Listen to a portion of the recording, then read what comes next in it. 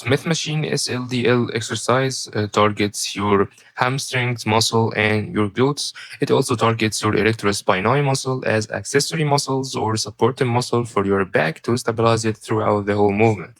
The whole idea of this exercise is that you need to differentiate between the movement that is coming from your hip joint and the movement that is coming from your back or your spine. The first thing is we need to get a box or anything to get over and stand above it to be able to get a higher range of motion. If the locks of the Smith machine are above, you need to get them as below as possible. Don't make the box so far from the bar, make it exactly under the bar. You need to stand and make sure the bar is exactly above the middle of your foot, not so forward, not so backward. You need to stand as it's almost in the center of the foot.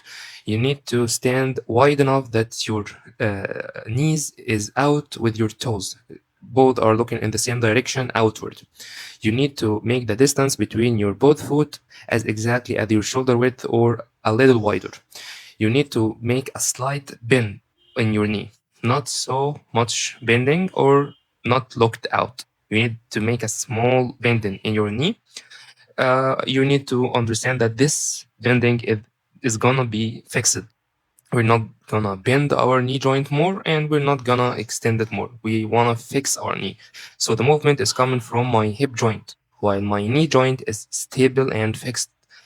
I need to imagine that I'm touching with my glutes the wall that is behind me and get down deep enough until I cannot push my glutes backward anymore.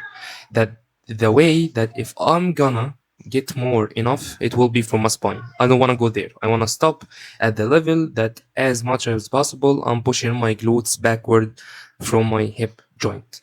That will make sure that I'm only working my glutes and hamstrings and I'm not engaging a lot of my back or my spine because it's already active in the isometric contraction or the contraction that is stabilized on my back. I need to hold the bar and squeeze my latissimus dorsi or my lats backward. That imagining I have a piece of lemon under my underarm and squeezing it with my lats.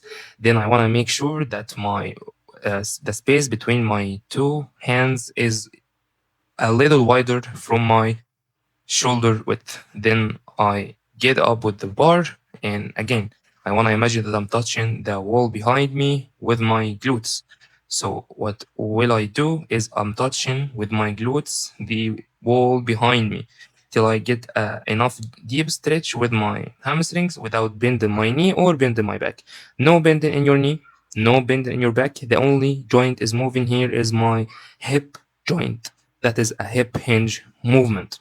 Make sure that you're bracing your core good enough, you're squeezing your lats good enough, you're depressing your scapula good enough, you're getting as long as deep as possible, but without engaging your back.